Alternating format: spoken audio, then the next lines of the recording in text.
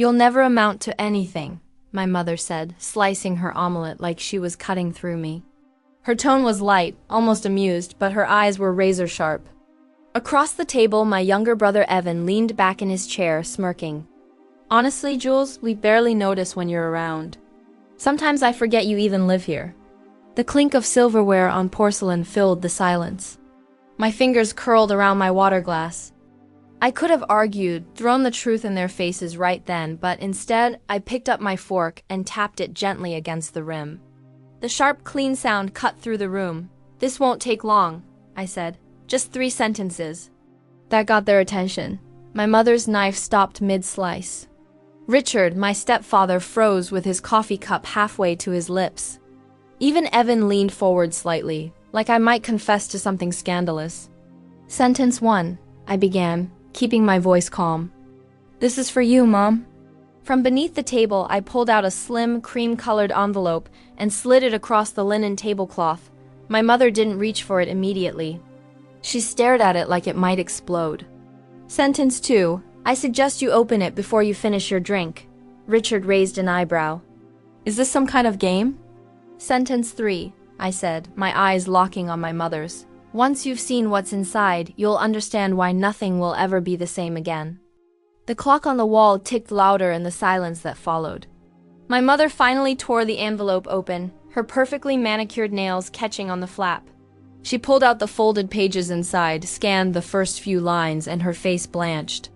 Richard leaned toward her, reading over her shoulder. His jaw tightened, the color draining from his cheeks.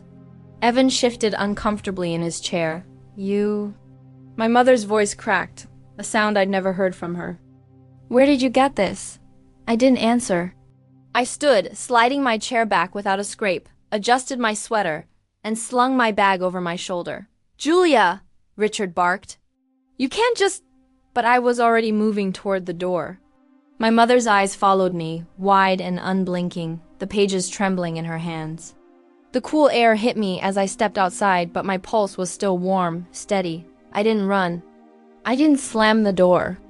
I simply walked away, my heels clicking against the driveway, each step carrying me further from the table, where they thought they still had the upper hand. Inside that envelope was only the beginning, a preview of what was coming. And they had no idea that the real detonation hadn't even happened yet. I didn't look back after the envelope. But 3 months earlier, I'd walked into that same house with a suitcase, a practiced smile, and a lie that tasted like metal. Short term, I told my mother at the doorway. I lost the apartment. Hours got cut. Elaine smoothed an imaginary wrinkle from her blouse, scanning my face for weakness. You can take the sewing room, she said. You'll pay something, and you'll help. Richard appeared behind her with his church usher smile. We're all pitching in these days. From the kitchen, Evan called, Dibs on not doing dishes. The sewing room wasn't a room so much as a storage closet with aspirations. A narrow iron bed, a humming air vent, a dress form wearing one of Elaine's half-pinned dresses like a headless witness. The air smelled of starch and lavender sachets gone stale. When the dryer in the hall turned on, the wall shivered as if the house had a heartbeat. I stacked my books in a neat spine-high column and slid my suitcase under the bed. On the top shelf above the dress form sat 3 hat boxes, color-coded and labeled in my mother's neat hand. Winter, guests, keepsakes. The third label tugged at me like a loose thread. I didn't touch it, not yet. Rent is due every Friday, Elaine announced at dinner, tapping her fork against her plate like a gavel. Trash goes out Tuesday, no late-night showers, and please, no drama. I twirled my pasta. Of course, Richard smiled. We're a peace-loving household, Evan clinked his glass. To peace! He belched softly and didn't say sorry. I learned the house again by sound. Richard's leather solace at 5:52 a.m. The pantry doors double-click. The dishwasher's moan when someone overloaded it. Evan, always. Elaine's phone calls taken in the sunroom where she believed the light made her kinder. At night, I folded their towels with edges sharp enough to measure from and tucked questions under my pillow. 3 nights in, I found the old family modem tucked beneath a basket of table runners. The yellowed sticker still had the default password 8 digits. I remembered from a summer when I was 14 and curious about everything I wasn't allowed to know. I wrote the digits on a gum wrapper and slid it behind the baseboard. "You look tired," Elaine said one morning, setting a mug in front of me like a favor. "Maybe don't read so late. It makes you puffy." "Noted," I said, and smiled at the steam rising from a coffee I didn't drink. When I offered to tidy the office, Richard puffed with approval. The office was really his shrine. Framed certificates, a brass letter opener shaped like a sword, a locked drawer he locked as if it were a reflex. I dusted slowly, memorizing. On the bookshelf, travel guides to places they'd never taken me in a plane. Black external drive pushed behind hardcover spines. I left it where it was. First you map the trap, then you cut the wire. At night I lay still and let the dryer thrum crawl through my bones. I tried not to remember the message my mother had shown me when I was 13 if you take her. I'll end you both because if I touched that memory too hard, it burned. Daniel's laugh, his pancakes shaped like animals. The way he'd squeeze my shoulder twice to say I'm here without making a scene, none of it fit the man in that text. The ache wouldn't let me sleep. On Sunday, I forgot my tote in the garage and went back alone. Dust settled on the long wooden workbench like snow. Elaine kept her seasonal decorations in clear bins. My father used to keep tools here until they disappeared along with him. I ran a finger along the back edge of the bench and felt it nick against metal. A tiny brass key lay taped under the lip, old tape clouded to the color of tea. I turned it in my palm. Not a house key. Not a mailbox key. The bowl was stamped with 3 letters I hadn't seen in years but recognized instantly. They were the same 3 letters burned into the corner of the keepsake hat box above the dress form. The dryer thumped once in the hall, like a warning. I slid the key into my pocket, smoothed my face into something neutral, and stepped back into the light of the kitchen where Elaine was arranging lemons in a bowl, like a woman with nothing to hide. "Find your bag?" she asked. "I did," I said, placing my tote on a chair and willing my heartbeat to slow. That night, when the house fell into its shallow, restless sleep, I stood on the sewing room chair and reached for the hat box labeled keepsakes. The cardboard gave a soft sigh as I lifted the lid and something inside shifted with the delicate, guilty sound of paper sliding against paper. The key grew warm in my fist. From the hallway, a floorboard creaked, then another, and a shadow paused outside my door. The first time I realized I wasn't really part of my own family, I was 9 years old. It was a Tuesday. I'd just come home clutching a certificate from school, first place in an art competition. A watercolor of the park near our house, the one where Dad used to take me on Saturdays before everything changed. I remember the way I held it out to my mother, grinning. Her eyes barely flicked over it. "You really should spend more time on science," she said, setting the certificate on the counter like it was junk mail. "Art won't get you anywhere." An hour later, Evan came bounding and waving a flimsy blue ribbon. Best listener from his 3rd grade class. A participation award in everything but name. My mother squealed, hugged him, and that ribbon was framed and hanging in the hallway by dinner. My certificate disappeared. I never saw it again. That was the rhythm of my childhood. Evan's smallest success was celebrated like a national holiday. My own victories were treated like distractions from what mattered, which, in my mother's eyes, was Evan. Always Evan. Dad was the only one who seemed to see me. He wasn't loud about it. He didn't post about me on social media or give long speeches at birthdays. He just noticed things. If I mentioned a book I liked, he'd bring me another by the same author the next week. He taught me how to make grilled cheese without burning the bread. On nights when I couldn't sleep, he'd knock softly and say, 2 squeezes, before giving my shoulder that silent little code for I'm here. And then, when I was 13, Mom called me into the living room one afternoon. Evan was upstairs, the television was off, and she was holding her phone like it contained a live grenade. "This is from your father," she said, scrolling to a single line of text. I leaned forward and read, "If you take her, I'll end you both." My stomach dropped. "He's unstable," she said softly, placing a hand on my back like she was comforting me. "I always suspected, but now we know. I'm filing for full custody tomorrow. This is for your safety." I didn't cry, not right away. I just stared at the words, my brain refusing to connect them with the man who once cried during Finding Nemo. She told me it was over. No visits. No phone calls, no contact of any kind. You'll thank me one day, she said. In court, she painted him as volatile, irresponsible, dangerous. I sat in the hallway clutching my knees, listening to lawyers use words like unfit and unstable, and I didn't understand how we'd gotten there.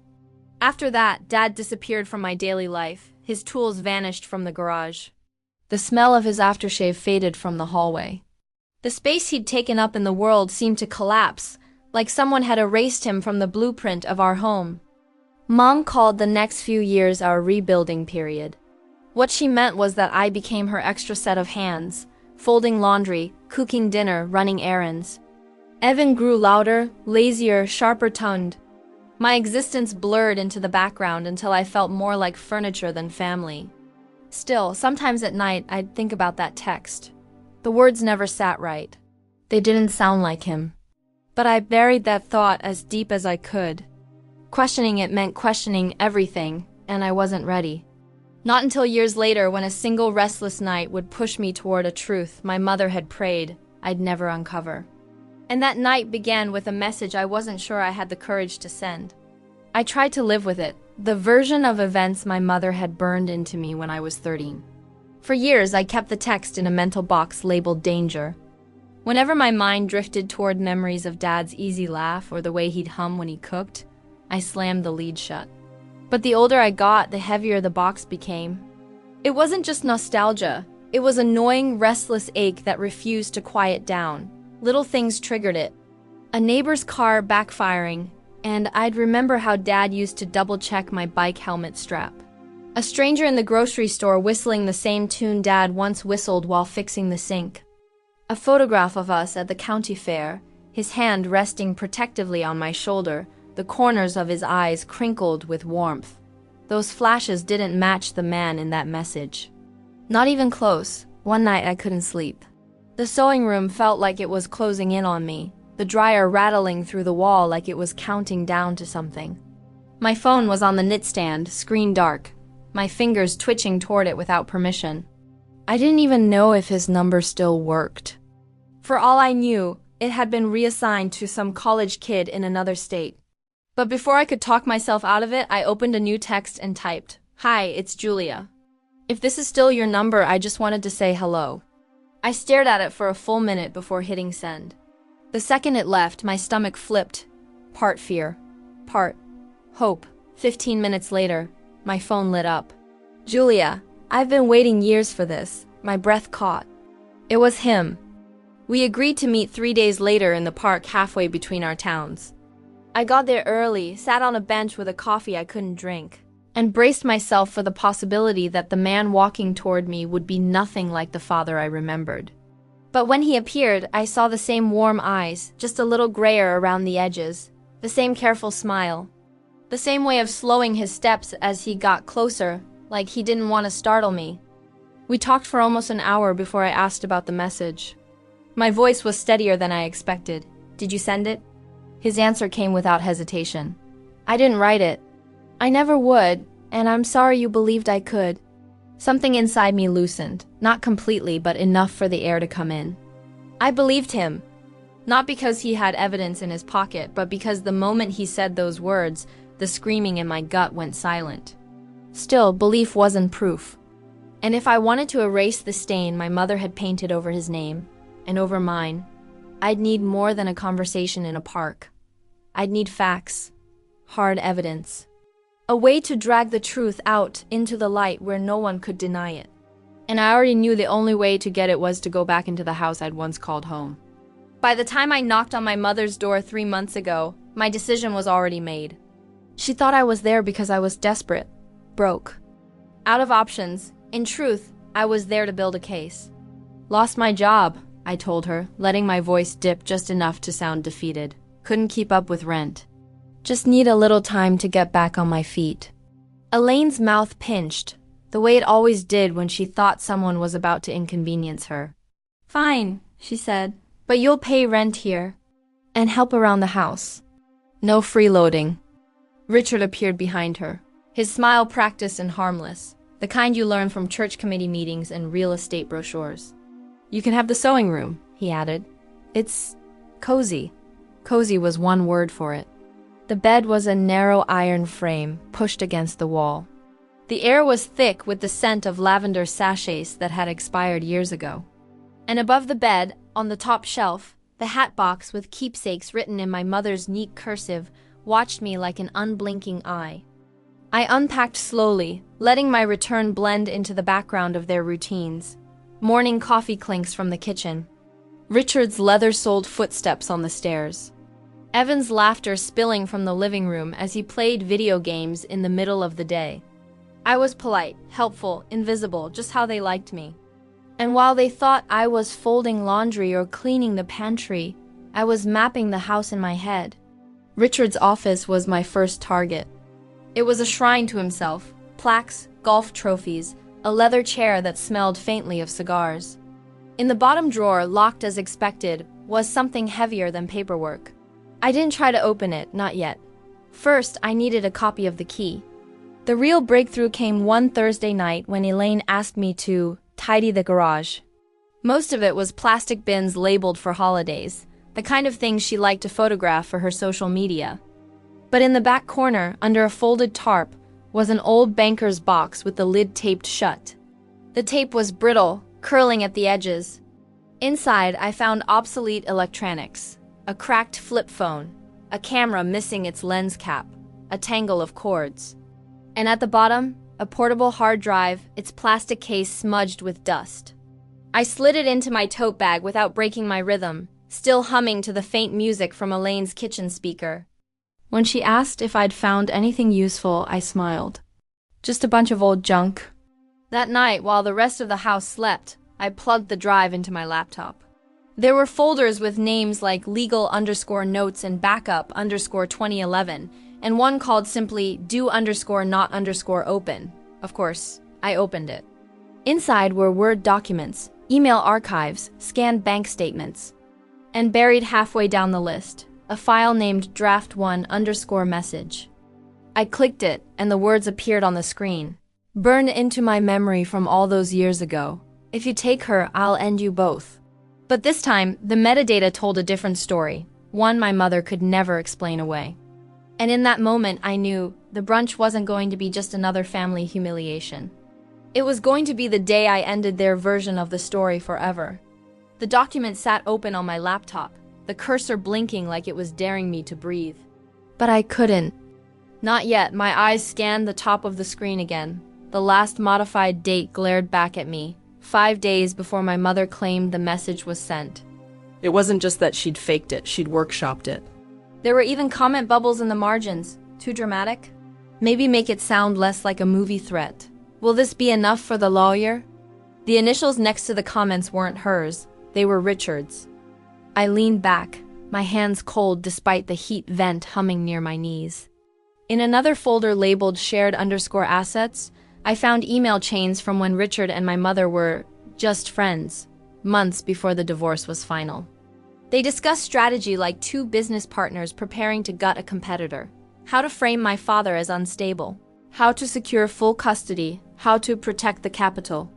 And then came the bank records. Scanned transfers from accounts in both my parents' names into a series of shell companies, each one traced back to Richard. The amounts matched exactly what my mother had claimed was lost in a bad investment. I took screenshots. I printed copies. I encrypted the files and stored them on 3 separate drives, one hidden in my car, one at a friend's place across town, one mailed to a P.O. box under a different name. By the time the sun rose, I'd memorized every damning detail. And for the first time in years, I felt taller. At breakfast, Elaine was in rare form, telling Richard about an acquaintance who'd been caught doing shady things and ruined their family name. She didn't notice the way I studied her face, storing every line and twitch for later.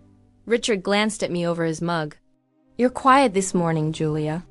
I smiled, stirring my coffee. "Just thinking about family legacies." That night, I tucked the printed packet into a plain envelope and slid it into the lining of my tote bag.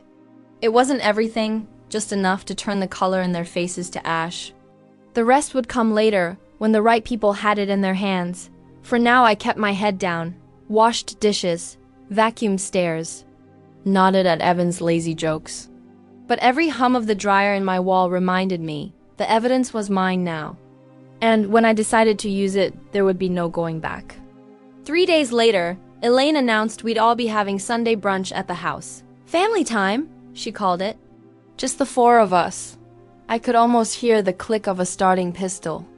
And I knew exactly what I'd be bringing to the table. Sunday arrived bright and brittle, the kind of winter morning where the sunlight feels cold. I woke before the rest of the house, the envelope already in my tote, pressed flat between my notebook and a scarf. By the time we sat down at the table, Elaine was in hostess mode, arranging cutlery, refilling juice glasses, adding just enough honey to her voice to make the insults land softer. Richard read the newspaper, glasses low on his nose, pretending not to notice when she slid little jabs my way. Evan scrolled on his phone, smirking now and then as if saving up for a well-timed remark. Halfway through the spinach quiche, Elaine put down her fork and sighed like she was about to perform a public service. "Julia, at some point, you really need to get serious about your life," she began. "It's exhausting watching you float along, expecting, I don't expect anything," I cut in, my tone even. Evan snorted. "Yeah, we barely even notice when you're here." That was my cue. I tapped my fork gently against my water glass, the sound slicing through their chatter. "This won't take long," I said. 3 sentences. Elaine froze, mid-blink. Richard's paper lowered an inch. Evan raised an eyebrow like he was bracing for drama. "Sentence 1. This is for you, Mom." I slid the envelope across the table. "Sentence 2. I suggest you open it before you finish your drink." Richard set his coffee down with a soft thud. "What is this?"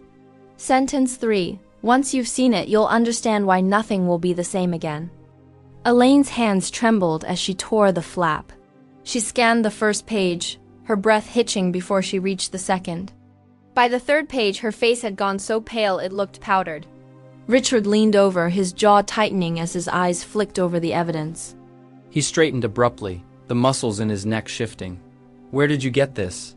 I stood, pushing my chair back without a sound. "The originals are somewhere safe. This copy is just for your personal collection." Evan looked between us, confusion shading into alarm. "What's going on?" No one answered him. I slung my bag over my shoulder, turned toward the hallway and walked out. No raised voice, no slam of the door. Just the steady click of my heels on the tile. The air outside bit at my cheeks, but it was clean.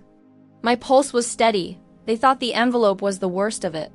They had no idea I'd already set the rest in motion, and that someone else was waiting for my call. 3 nights after brunch, my phone buzzed with a single line from Dad. "I got the call, it's happening." No details, no fanfare, just the signal I'd been waiting for. The lawyers had filed everything. The custody reversal, the financial restitution, the fraud investigation. The fuse I'd lit was burning fast. By the end of the week, Elaine and Richard received thick, certified envelopes. I wasn't there to see it, but I heard from a neighbor that Elaine opened hers in the kitchen, read the first page and dropped her wine glass. Red pooled across the tile, soaking into the seams. Richard tried to downplay it, until he saw his own name listed in the bank transfer records. The same transfers he'd signed, moving stolen money into offshore accounts. The same accounts the court now had frozen solid. Evan texted me in a panic. "What the hell did you do?" "We could have fixed this." "She's crying, Julia." I didn't answer. The court moved quickly. The judge called it a sustained pattern of deception, ordering full restitution with penalties. Elaine and Richard were forced to liquidate the house, the cars, the investment accounts. They moved into a cramped rental with peeling paint and a rattling heater. Evan stopped posting vacation photos and quietly disappeared from my phone altogether.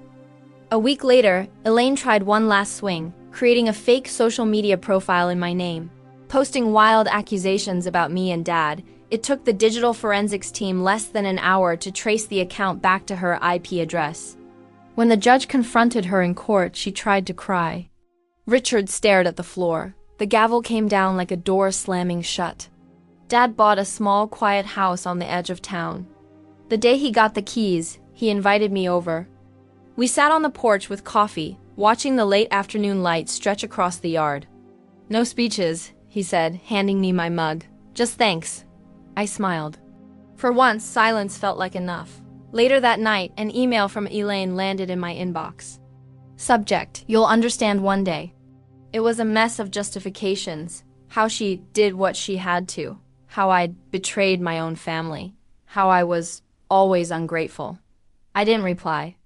I just archived it, labeling the folder unsolicited fiction. They used to call me a nobody. They thought I was invisible.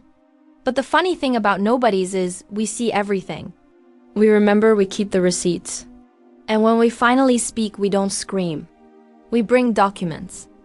I hope you enjoyed the story. If you did, please like, share, and feel free to tell us your own story in the comments. And don't forget to subscribe to the channel. Help us grow as a storytelling community and be part of this journey with us. Can I count on you? Thank you so much.